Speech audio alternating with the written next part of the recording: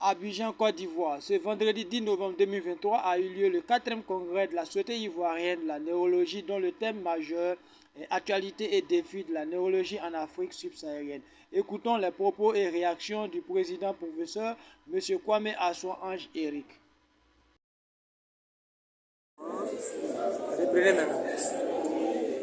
Je suis professeur Kwame Assoua Ange Éric. Je suis le président de la Société ivoirienne de neurologie. Nous venons d'organiser notre 4e congrès scientifique dont le thème était Défis et perspectives de la neurologie en Afrique subsaharienne. C'est un congrès dont l'objectif est de mettre à jour les connaissances des professionnels de santé sur les affections neurologiques, soit parce qu'il y a des nouveautés en termes de diagnostic, en termes de traitement, soit parce qu'il y a des questions particulières, des problèmes particuliers que nous rencontrons dans notre pratique de tous les jours qu'il y avait à résoudre. Et nous avons donc débattu de ces sujets-là, discuté de ces sujets-là, en faisant intervenir des experts sur ces questions pour notre formation, pour la formation de nos collègues plus jeunes, de nos jeunes collègues. Donc, voici un petit peu ce qui était le but de ce congrès. Vous avez pu le voir, il s'est déroulé sur 3 jours. Il a réuni pas mal d'experts nationaux et internationaux, en particulier tout spécialement venus de la France, de Lyon, pour nous aider donc dans ces formations. Les participants, vous avez pu le voir, étaient issus d'une dizaine de pays, la majorité des pays d'Afrique francophone subsaharienne, Guinée, Sénégal, Mali, Burkina Faso, Togo, Bénin, Cameroun, Congo, Gabon, Niger. Et donc c'était vraiment un congrès presque, je dirais, francophone, d'Afrique subsaharienne francophone, qui a donc fait le point sur les problèmes de santé neurologique que nous recherchions.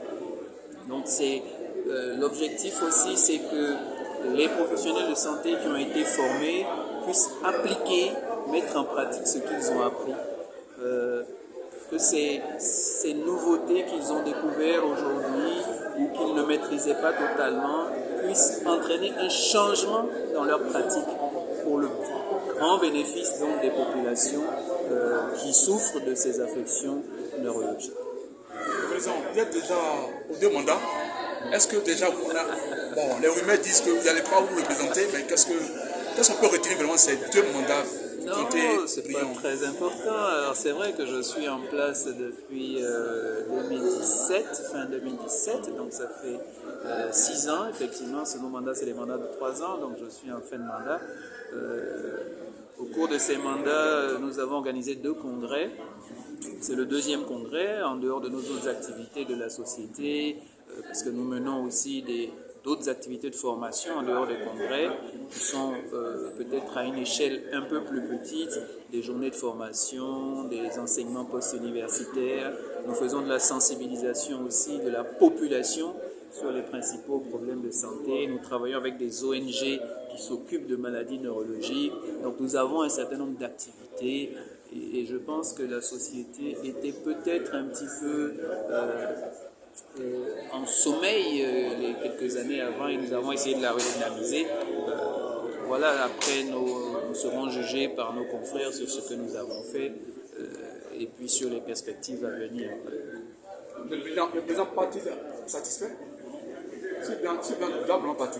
Satisfait, oui, de ce que nous avons accompli, satisfait. Vous savez, ce genre de manifestation n'est pas facile à organiser, réunir un certain nombre de gens, de pays. Nous n'avons pas d'argent, il faut trouver des financements, il faut trouver des experts, il faut faire en sorte que les débats soient de qualité. Et oui, sur ce plan-là, nous pensons que nous avons... tout n'est pas parfait, c'est vrai, mais nous pensons que nous avons quand même atteint une bonne partie de nos objectifs. Un mot de fin? Le mot de la fin, c'est merci, j'ai dit tantôt, à tous les participants, à tous les organisateurs, et c'est à bientôt.